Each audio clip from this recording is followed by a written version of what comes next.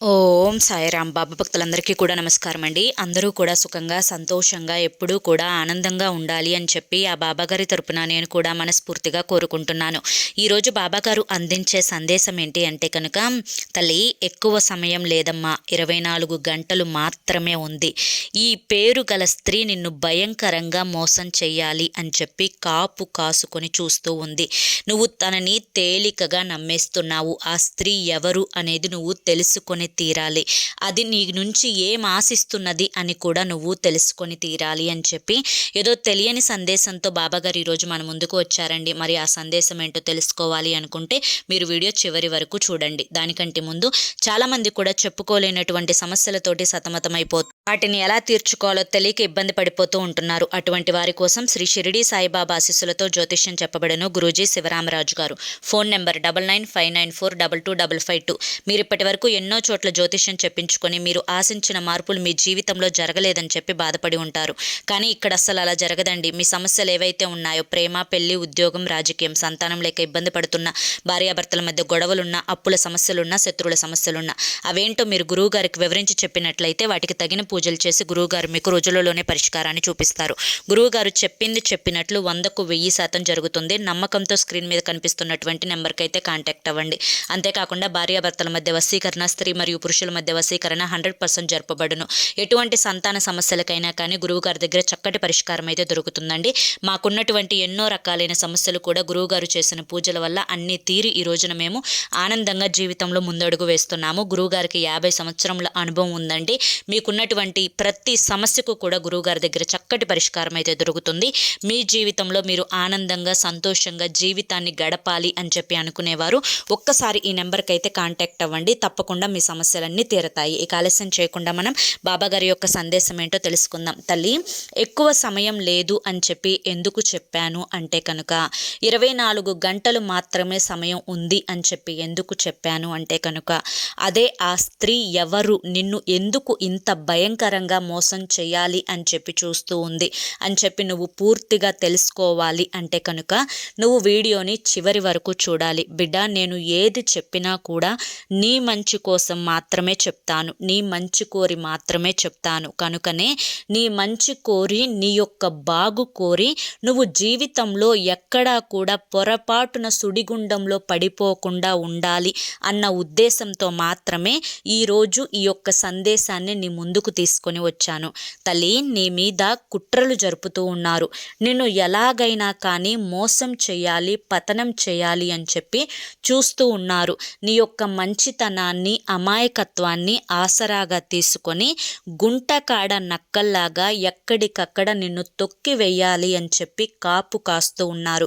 ఎక్కడ ఏ సమయం దొరుకుతుందా, ఏ సందర్భం దొరుకుతుందా, ఎలా నిన్ను, నీ యొక్క బిడ్డలను మోసం చెయ్యాలా, ఎలా నిన్ను కష్టపెట్టాలా, ఎలా నిన్ను నష్టపెట్టాలా అని చెప్పి మాయ మాటలతోటి నిన్ను వలలో వేసుకునే ప్రయత్నం అయితే చేస్తూ ఉన్నారు. ఈ మాయ మాటలన్నింటినీ కూడా నిజం అని చెప్పి చాలా గుడ్డిగా నమ్ముతూ ఉన్నావు.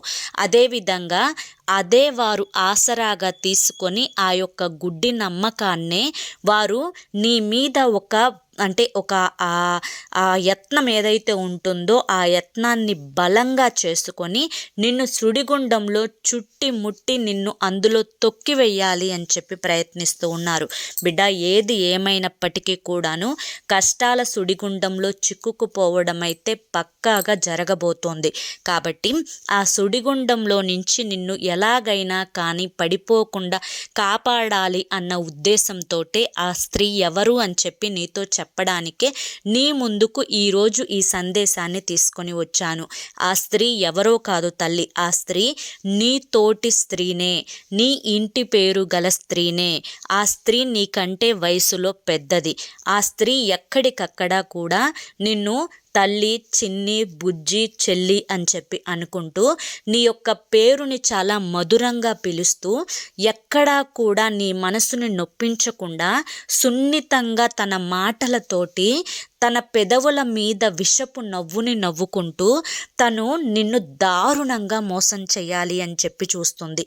నీకు తెలియకుండానే నీ ఇంట్లో వారిని కూడా వారి ఇంట్లో వారి చేత వారి యొక్క అవసరాలను తీర్చుకోవడం కోసం నీ ఇంట్లో వారిని వాడుకోమని చెప్పి తను ఎక్కడికక్కడ ప్రోత్సహించే ప్రయత్నం అయితే చేస్తూ ఉంది.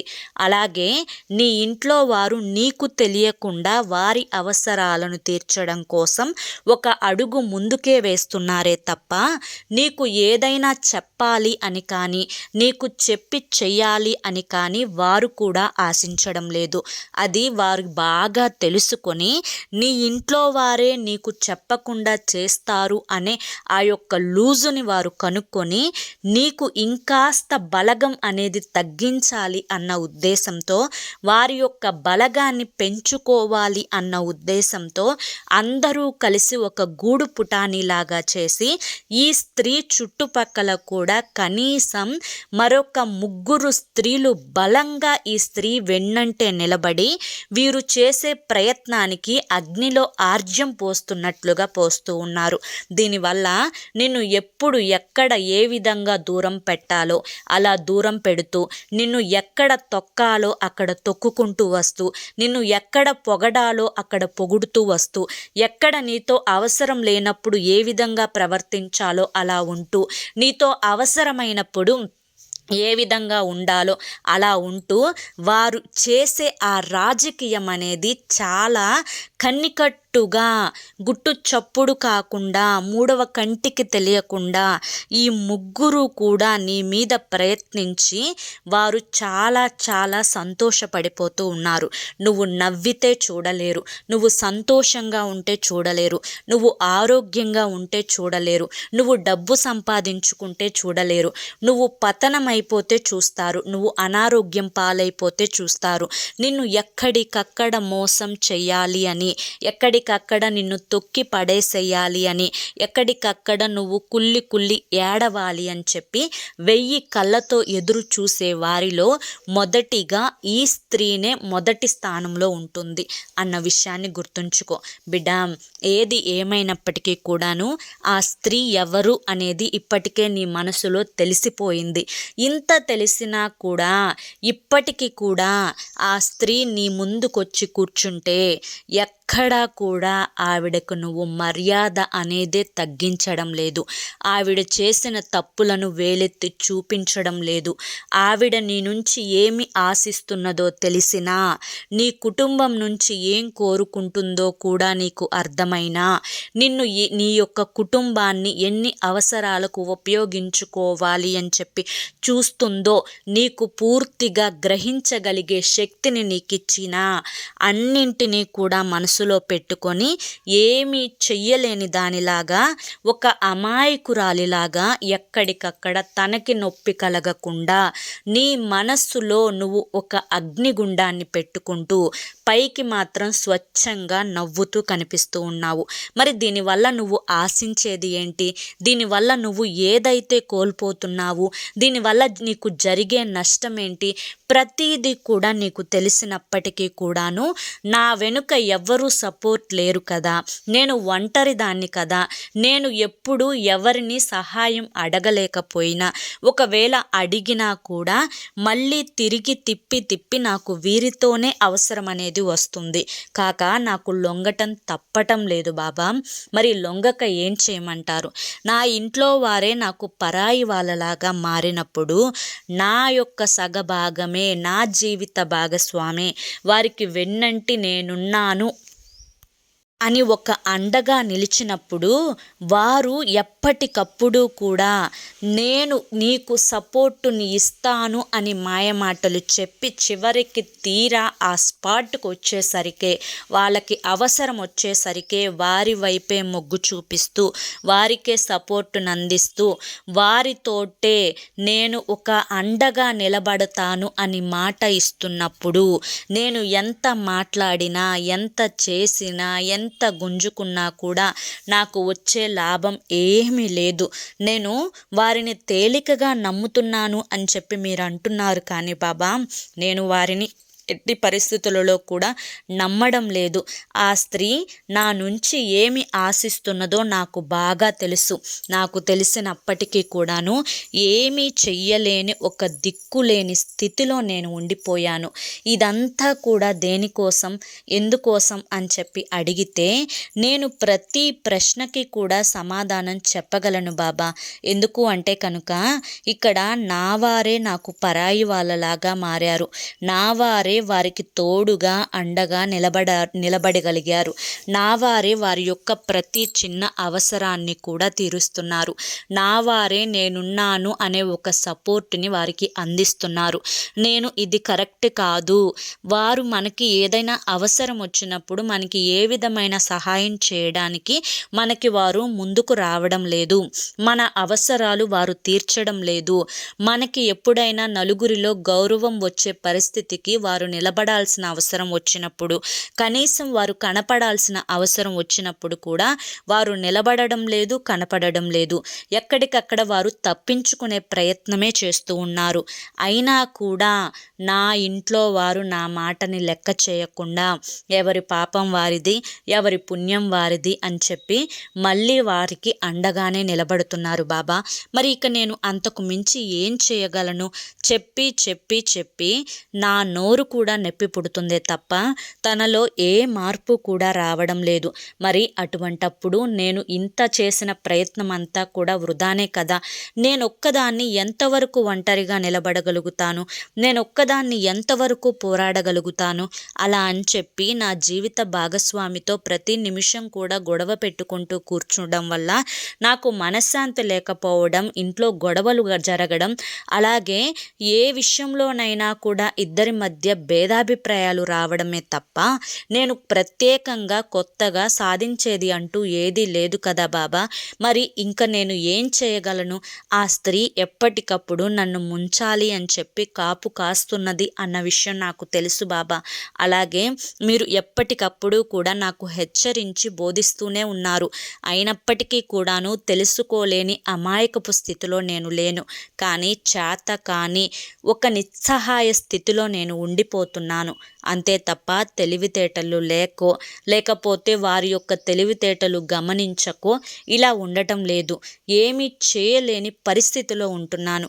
మరి నా పరిస్థితి మారాలి అంటే ఏం చేయాలో మీకు బాగా తెలుసు కదా బాబా అని చెప్పి నువ్వు నన్ను అడిగినప్పుడు, తల్లి, నీ యొక్క పరిస్థితి మారాలి అంటే నీ జీవిత భాగస్వామిలో మార్పు రావాలి. నువ్వు ఏది చెప్పినా కూడా తను వినగలగాలి. నువ్వు చెప్పిన మాటని జవదాటకుండా ఉండగలగాలి. అలాగే ఎప్పుడూ కూడా నీ మాట ప్రకారం వారిని ఎంతవరకు ఉంచాలో అంతవరకు ఉంచగలగాలి. అలా ఉంచినప్పుడు మాత్రమే వారి యొక్క ఆటలకి అడ్డుకట్టపడుతుంది. అలాగే నీ యొక్క పెత్తనం పైచేయికి వస్తుంది. అప్పుడే నిన్ను, నీ కుటుంబాన్ని కాపాడుకోగలుగుతావు. ఇది జరగాలి అంటే నీ యొక్క జీవిత భాగస్వామికి వారి ద్వారా ఒక కోలుకోలేని దెబ్బ తగలాలి. అలా తగిలినప్పుడు మాత్రమే ఏదైనా కానీ నువ్వు ఖచ్చితంగా సాధించగలుగుతావు అని చెప్పి ఈరోజు బాబాగారు మనకి చాలా చక్కటి సందేశాన్ని అందించారండి. మరి 24 గంటల సమయం మాత్రమే ఎందుకు ఉంది అన్నాను అంటే కనుక, ఇకనైనా కానీ నీ యొక్క జీవిత భాగస్వామి చేసే పనుల గురించి వివరించి చెప్పి నీ యొక్క జీవిత భాగస్వామిని ఎంతలో ఉంచాలో అంతలోనే ఉంచి ఆ స్త్రీ పన్నాగాలు పారకుండా చేసి ఆ స్త్రీ యొక్క ఆ ప్లానులు అంటే ఆ ఎత్తుగడలు ఏవైతే ఉన్నాయో వాటిని ముందుగానే గమనించగలుగుతున్నావు కాబట్టి వాటిని చిత్తు చేసే ఆలోచనలు కూడా చేసి కొంచెం కష్టమైనా కానీ ధైర్యాన్ని తెచ్చుకొని ఒంటరి అనే ఆ యొక్క మనస్సులో ఆ ఇది అంటే ఆ బాధ ఏదైతే ఉందో దాన్ని కొంచెం కొన్ని రోజులు పక్కన పెట్టి కొన్ని రోజులు ఏది అనాలనుకుంటున్నావో, ఏది చెయ్యాలి అనుకుంటున్నావో, నీకు కష్టం కలగకుండా, నీ కుటుంబానికి నష్టం కలగకుండా ఏది చేస్తే జరుగుతుందో అలా నువ్వు కొన్ని రోజులు ఉండక తప్పదు. అలా ఉంటేనే నువ్వు నీ యొక్క కుటుంబాన్ని కాపాడుకోగలుగుతావు, అర్థమైంది కదా అని చెప్పి ఈరోజు బాబాగారు మనకి చాలా చక్కటి సందేశాన్ని అందించారండి. మరి ఈ సందేశంలో ఎంతో గొప్ప ఆంతర్యం ఉంది కదా, మరి అది మీ అందరికీ కూడా నచ్చింది, అర్థమైంది అని చెప్పి అనుకుంటున్నాను. నచ్చింది, అర్థమైంది అని చెప్పి అనిపిస్తే ఈ వీడియోకి ఒక లైక్ ఇవ్వండి. లైక్ ఇచ్చిన వెంటనే హైప్ అని వస్తుంది, హైప్ ఇవ్వండి. కింద కామెంట్ సెక్షన్లో ఖచ్చితంగా ఓం సాయిరామ్ అని చెప్పి కామెంట్ చేయడం మాత్రం అస్సలు మర్చిపోవద్దు. మొదటిసారి మన సాయి పిలుపు ఛానల్లోకి వచ్చినట్లయితే కనుక మన ఛానల్ని సబ్స్క్రైబ్ చేసుకుని సపోర్ట్ చేయండి. రేపు మరొక మంచి వీడియోతోటి మళ్ళీ కలుసుకుందాం. అంతవరకు కూడా బాబాగారి యొక్క ఆశీస్సులు మీ మీద, మీ కుటుంబ సభ్యుల మీద ఎల్లకాలం ఉండాలి అని చెప్పి మనస్ఫూర్తిగా కోరుకుంటూ సర్వేజన సుఖినో భవంతు. ధన్యవాదములండి. ఓం సాయిరామ్.